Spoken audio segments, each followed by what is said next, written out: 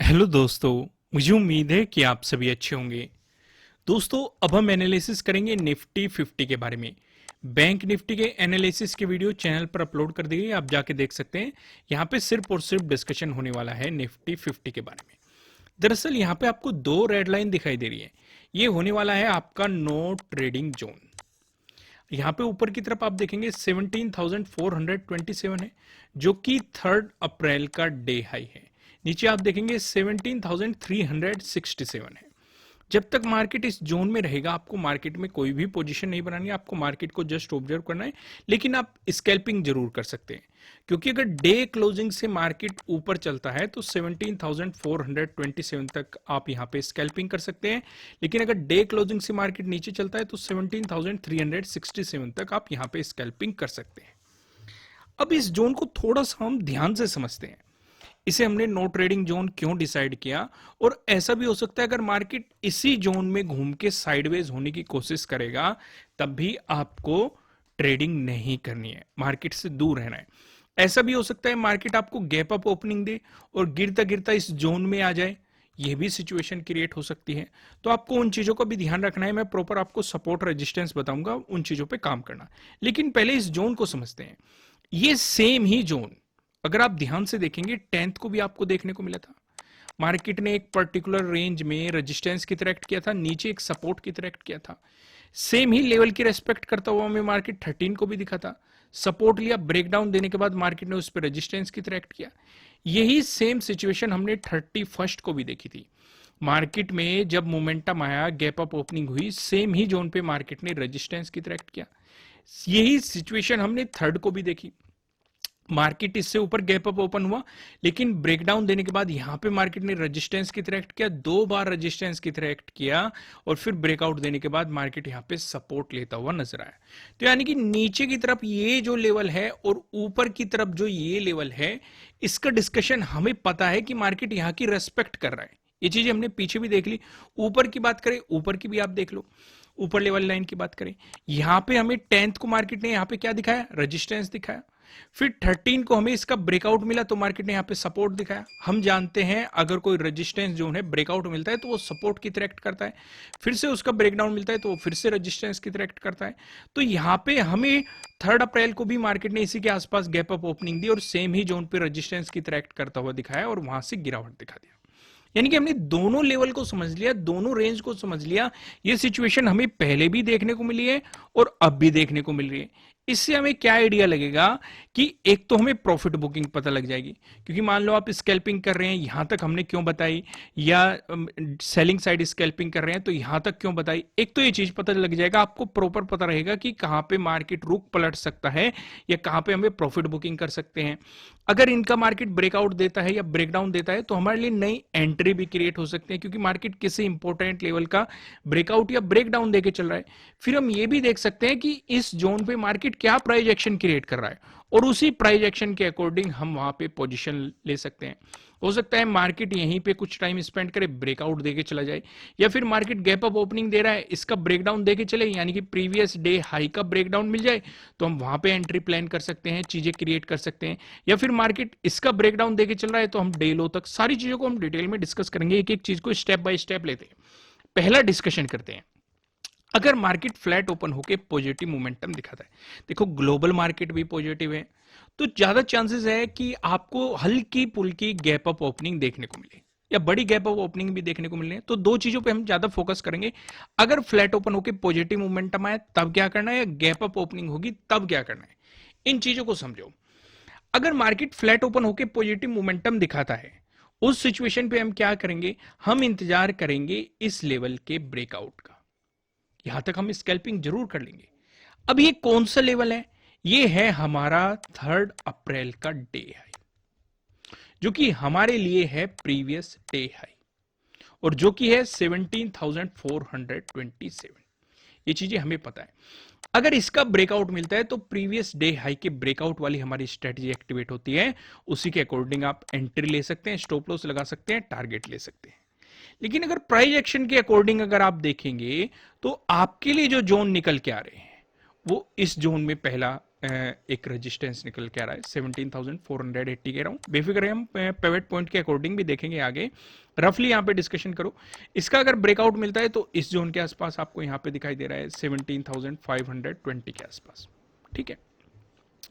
अगर market flat open होकर negative momentum दिखाता है, उस सिचुएशन पे हम क्या करेंगे, उस सिचुएशन पे डे क्लोजिंग से जैसे ही नीचे चलता है तो 17,367 तक हम क्या कर सकते हैं, स्कैल्पिंग कर सकते हैं। मगर जैसे इसका ब्रेकडाउन मिलेगा तो आप लॉन्ग सेलिंग भी कर सकते हैं, और इस सिचुएशन पे, इस जोन पे, यहां पे जो ये सपोर्ट दिखाई दे रहा है, ये आपका पहला टारगेट हो जाएगा। इसका ब्रेकडाउन मिल गया तो 3 अप्रैल का जो डे लो है ये आपका दूसरा टारगेट हो जाएगा। अब इन चीजों को अगर आप ध्यान से ऑब्जर्व करेंगे, यही सेम लेवल हमें यहां पे भी नजर आ रहे हैं, 31 को भी सेम ही लेवल पे हमें सपोर्ट दिखाई दे रहे हैं पहले भी, और 3 अप्रैल को भी मार्केट पहले यहां पे सपोर्ट लेके फिर इसका ब्रेकडाउन देके फिर इसका ब्रेकआउट देके फिर से सेम ही लेवल पे सपोर्ट दिखा रहा है। तो इसलिए इन लेवल की रेस्पेक्ट करना काफी जरूरी हो जाता है। ये भी सिचुएशन समझ में आई। अब उससे सबसे ज्यादा इंटरेस्टिंग चीज डिस्कस करते हैं, अगर गैप अप ओपनिंग मिली, उस सिचुएशन को ध्यान से समझो, क्योंकि जिस हिसाब से मैंने बताया कि मार्केट पॉजिटिव है, ग्लोबल मार्केट भी पॉजिटिव है, तो चांसेस है कि हमारा मार्केट भी आपको एक पॉजिटिव मोमेंटम दिखाए या फिर गैप अप ओपनिंग दे दे। क्योंकि अगर फ्लैट ओपन होकर पॉजिटिव मोमेंटम दिखाता है वो एक बिल्कुल ही अलग केस बन जाता है, और अगर गैप अप ओपनिंग देता है तो वो बिल्कुल भी एक अलग केस बन जाता है। क्योंकि हो सकता है गैप अप ओपनिंग आपको एक रेजिस्टेंस जोन के पास दे दे, तो वहां पे क्या प्राइस एक्शन बन रहा है वो देखना जरूरी हो जाता है। क्योंकि अगर गैप अप ओपनिंग दे रहा है तो ओवरऑल मार्केट तो पॉजिटिव हो गया, लेकिन हो सकता है उस रेजिस्टेंस जोन पे रेजिस्टेंस की तरह एक्ट करके मार्केट नीचे आ जाए, तो बाइंग अपॉर्चुनिटीज तो नहीं मिलेगी लेकिन सेलिंग अपॉर्चुनिटीज मिल जाएगी। तो इसलिए मैं क्या कह रहा हूं कि फ्लैट ओपन होकर अगर पॉजिटिव चलता है वो एक अलग केस बन जाता है, अगर गैप अप ओपनिंग दे रहा है वो एक अलग केस बन जाता है। गैप अप ओपनिंग में दोनों साइड अपॉर्चुनिटी दे देता है कि भाई मार्केट बाइंग भी साइड भी अपॉर्चुनिटी दे सकता है, सेलिंग साइड भी अपॉर्चुनिटी दे सकता है, डिपेंड करता है क्या प्राइस एक्शन बन रहा है। फ्लैट ओपन होकर पॉजिटिव दिखाता है तो उसमें ज्यादा चांसेस रहते हैं कि वो बाइंग साइड ही अपॉर्चुनिटी देगा। समझ में आया कि भाई ऊपर जाके किसी रेजिस्टेंस पे अगर कोई प्राइस एक्शन बना रहा है वो एक अलग चीज है कि आपको सेलिंग अपॉर्चुनिटी मिल जाएगी। तो इसलिए गैप अप ओपनिंग का हम यहां पे डिस्कशन करते हैं। पहला केस लेते हैं, जो 3 अप्रैल का डे हाई है यानी कि 17,427, या फिर हमारे लिए क्या है, प्रीवियस डे हाई। पहला केस हम डिस्कस करेंगे, मार्केट इसी के आसपास आपको गैप अप ओपनिंग दे रहा है। भाई ऊपर हो सकता है, नीचे हो सकता है, या सेम ही लेवल पे हो सकता है। पहला केस हम ये डिस्कस कर रहे हैं। अगर मार्केट बुलिश कैंडल दिखाता है और इसका ब्रेकआउट देके ऊपर चलता है तो हमें क्या मिल जाएगा, प्रीवियस डे हाई का हमें ब्रेकआउट मिल जाएगा। तो उस सिचुएशन पे हमारे लिए वो रेजिस्टेंस वही रहने वाले। अगर मार्केट इसके ऊपर हल्का पुल्का गैप अप ओपन होके नेगेटिव कैंडल दिखाता है यानी कि बियरिश कैंडल दिखाता है, तो यहां पे हमें प्रीवियस डे हाई का ब्रेकआउट मिल रहा है, लेकिन इस केस में हमें प्रीवियस डे हाई का ब्रेकडाउन मिल जाएगा। और इस सिचुएशन पे हमारी स्ट्रेटेजी बदल जाएगी, हम सेलिंग अपॉर्चुनिटीज पे फोकस करेंगे, क्योंकि हमारे लिए प्रीवियस डे हाई के ब्रेकडाउन वाली स्ट्रेटेजी एक्टिवेट हो जाएगी। क्योंकि मैंने आपको अलग अलग स्ट्रेटेजी समझाई हुई है, प्रीवियस डे हाई के ब्रेकआउट वाली अलग स्ट्रेटेजी है, प्रीवियस डे हाई के ब्रेकडाउन वाली अलग स्ट्रेटेजी है, प्रीवियस डे लो के ब्रेकआउट वाली अलग स्ट्रेटेजी है, प्रीवियस डे लो के ब्रेकडाउन वाली अलग स्ट्रेटेजी है, ट्रेडिंग डे हाई के ब्रेकआउट वाली अलग स्ट्रेटेजी है, ट्रेडिंग डे लो के ब्रेकडाउन वाली अलग स्ट्रेटेजी, ऐसी बहुत सारी स्ट्रेटेजीज समझाई हुई है। क्योंकि ट्रेंडिंग डेज के लिए अलग स्ट्रेटेजीज है, रिवर्सल डेज के लिए अलग स्ट्रेटेजीज है।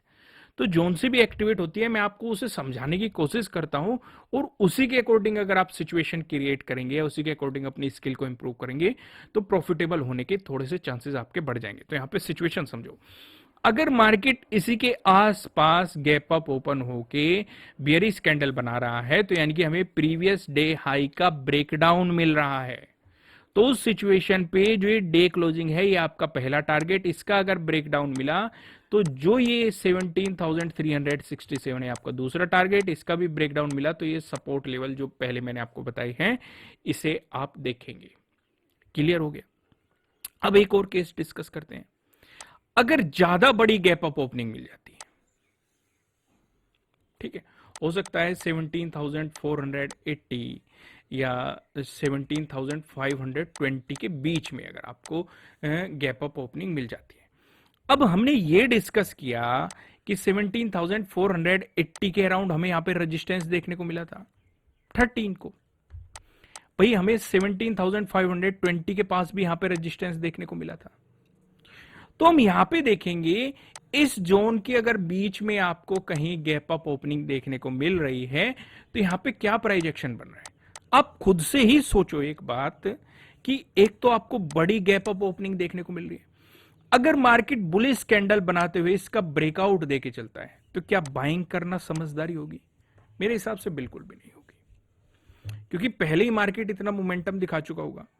अब यहां पे काफी लोग सोचेंगे कि 31 को भी तो ऐसा हुआ था कि भाई हमें बड़ी गैप अप ओपनिंग मिली और उसके बाद बुलिश कैंडल मिली और मार्केट ने काफी अच्छा मोमेंटम दे दिया। लेकिन दोस्त मैं आपको एक बात कहता हूं कि ज्यादा बड़ी अगर आपको गैप अप ओपनिंग मिल रही है या गैप डाउन ओपनिंग मिल रही है या बड़ी बियरिश कैंडल मिल रही है, बड़ी बुलिश कैंडल मिल रही है, तो एक तरह की चलती ट्रेन होती है। जब तक उसमें कोई प्लेटफॉर्म क्रिएट नहीं होता तब तक हम उसमें एंट्री नहीं लेते। वो प्लेटफॉर्म कैसे क्रिएट हो सकता है? हो सकता है वो कुछ रिटेस्ट करके फिर मोमेंटम दिखा दे, या फिर वो गैप अप ओपनिंग देके कुछ साइडवेज हो जाए, एक प्राइस एक्शन बनाए, फिर ब्रेकआउट देके चल पड़े। तो यहां पे हमें 31 को क्या देखने को मिला? हमें 31 को मार्केट ने रिटेस्ट दिखाया, एक प्राइस एक्शन क्रिएट किया, फिर उसके बाद हमें मोमेंटम दिया। यानी कि हमारे लिए इस ट्रेन में घुसने के लिए एक प्लेटफॉर्म क्रिएट कर दिया और उस प्लेटफॉर्म पे हम उस ट्रेन में चढ़ गए और प्रॉफिट बनाया। तो अगर वही सिचुएशन यहां पे भी होती है कि बड़ी गैप अप ओपनिंग देके मार्केट आपके लिए प्लेटफॉर्म क्रिएट करता है तो उसमें एंट्री हम बनाएंगे। क्योंकि यहां पे हमारी कौन सी स्ट्रेटेजी एक्टिवेट हुई थी? क्योंकि हमारे लिए मार्केट ने ट्रेडिंग डे हाई बना दिया था और फिर मार्केट ट्रेडिंग डे हाई का ब्रेकआउट देके ऊपर की तरफ मोमेंटम करते हुए चल दिया था। तो अगर ऐसी सिचुएशन यहां पे क्रिएट होती है, इसलिए ये अलग स्ट्रेटेजी बनाई गई है। तो अगर ऐसी सिचुएशन यहां पे क्रिएट होती है तो आपको अपॉर्चुनिटी मिल जाएगी। सिचुएशन समझ में आ गई? लेकिन उससे भी बेहतरीन अपॉर्चुनिटी कब मिल सकती है? अगर मार्केट इन रेजिस्टेंस जोन पे बियरिश कैंडल बनाए और उस बियरिश कैंडल से मार्केट नीचे आ जाए और वॉल्यूम भी अच्छा खासा आ जाए तो यहां से आप सेलिंग अपॉर्चुनिटीज पे भी फोकस कर सकते हैं। और सीधा सीधा जो 3 अप्रैल का डे है, ये हायर प्रोबेबिलिटी हो जाएगी कि आपके लिए ये टारगेट बनता हुआ नजर आए या मार्केट इस गैप को फिल करने की कोशिश करे। सिचुएशन समझ में? डिपेंड उस पर भी करेगा कि गैप अप ओपनिंग आपको कहां पे देखने को मिल रही है। अगर ज्यादा बड़ी गैप अप ओपनिंग देखने को मिल रही है तो जो ये पहले हमने ऊपर की तरफ रेजिस्टेंस बनाए थे ये आपके लिए नीचे की तरफ क्या बन जाएंगे? नीचे की तरफ आपके लिए टारगेट बन जाएंगे। सिचुएशन क्लियर होगी? अब यहां पे एक केस और डिस्कस करते हैं।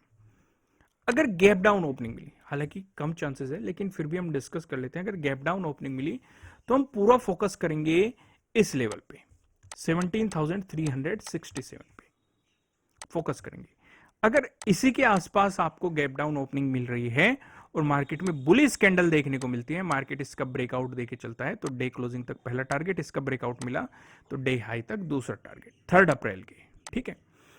अगर मार्केट यहां पे बियरिश कैंडल देखने को मिलता है तो नीचे जो ये सपोर्ट लेवल आपको बताए गए थे ये आपके नीचे की तरफ टारगेट हो जाएंगे। अब मैं आपको सीधा लेके चलता हूं पिवट पॉइंट की तरफ।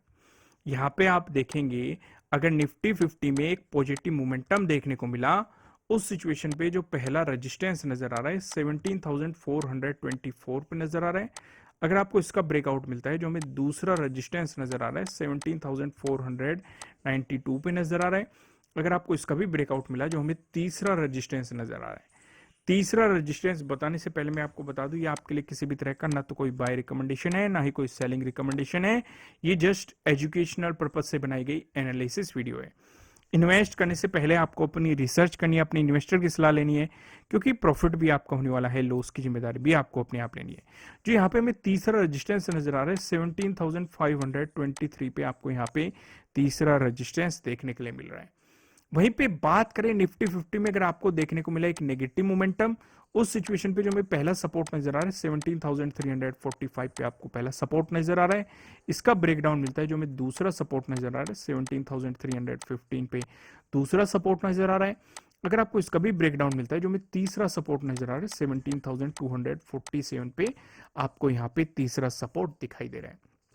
दोस्तों वीडियो को लाइक कीजिएगा, कमेंट करके बताएगा कि एनालिसिस कैसे लग रहे हैं आपके लिए, कितने हेल्पफुल है। नहीं हो चैनल पे सब्सक्राइब कीजिएगा और बेल आइकन प्रेस कीजिएगा, जिससे आपको आने वाली वीडियोस के नोटिफिकेशन मिल सकेंगे। फिलहाल इस वीडियो में इतना ही, फिर मिलेंगे किसी नेक्स्ट वीडियो में किसी अच्छे कंटेंट के साथ। Thank you.